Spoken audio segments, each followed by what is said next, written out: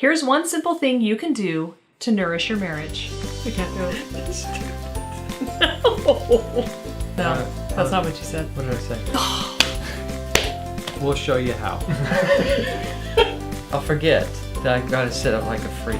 Don't say that. Just stop. You ready? Yeah. Welcome back to Adore Your Spouse, where marriages get happier. I don't know if you've seen the movie Inside Out. If you haven't, you probably should. But there's a part in this movie, it's about all of the emotions that are in this little girl's mind. Her name's Riley. And one of the emotions is joy, and one of the emotions is sadness. And for the first half of the movie, the feeling that you get is that joy is the one that makes things happen. She's the one that is the most important emotion for Riley, and she's the only one that can really help Riley. And everyone really depends on Joy, and Joy really feels the importance of her responsibility in being there for Riley and making Riley have a happy life. Well, Sadness and Joy end up going on this little adventure together, and in the meantime, they meet up with Bong Bong, which is Riley's Bing Bong, which is Riley's imaginary friend. And Bing Bong is basically grieving because he's losing his relationship with Riley.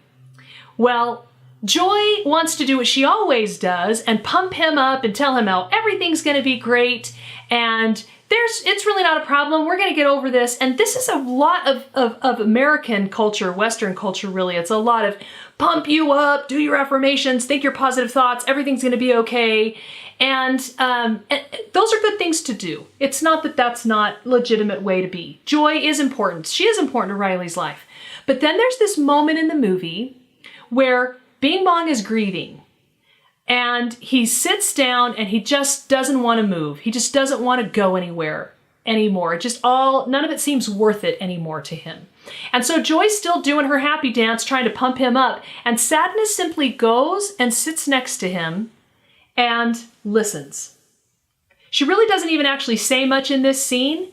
She just kind of let him talk, and she gives him some physical affection and some reaffirming, that must be really hard. That's really sad. I'm really sorry for you. And he grieves for a few minutes, and then he's ready to go. And Joy is floored. She's just taken back, like, what just happened here?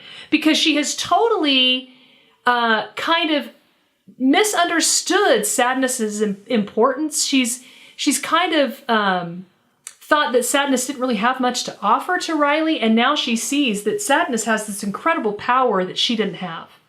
So what does this have to do with marriage? It has everything to do with marriage because it's a skill called empathizing. When we empathize, we feel with someone. We listen and we affirm. Brene Brown says that it's the opposite of blame, and that you can't have empathy where there's blame. I'm sure you've seen a lot of blaming couples in your office. Oh yeah.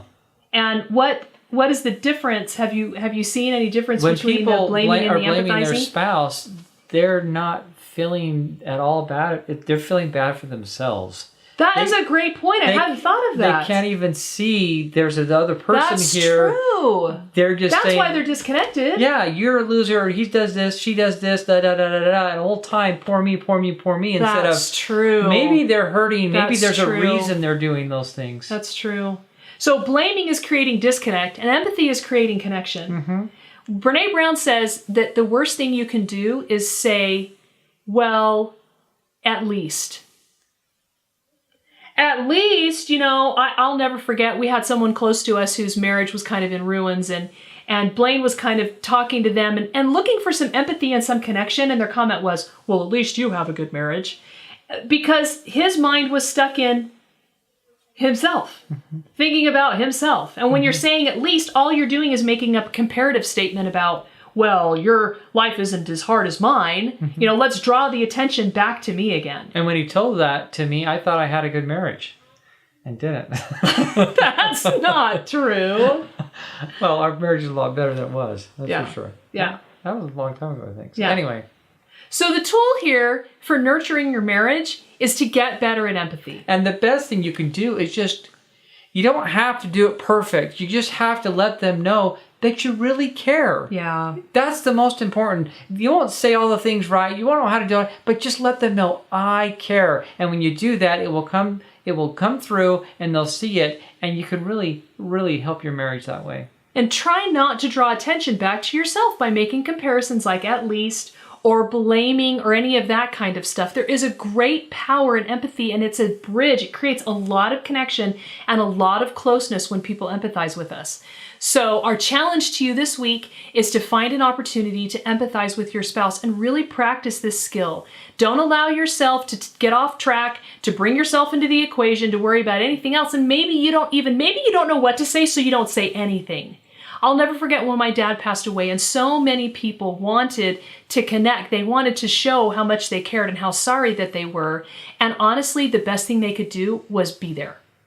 Hold my hand, rub my back, just be there. Empathy will nurture your relationship almost anything else that you could do, and you can do it now, and you can do it consistently, and it will increase your love tenfold if you'll show empathy in your marriage. That's our challenge. Thank you so much for watching. We hope that it was helpful. Please share it and please subscribe, and head on over to Adore Your Spouse to check out our free resources, take the assessment, sign up for the class, and remember, you can have the happy marriage that you want.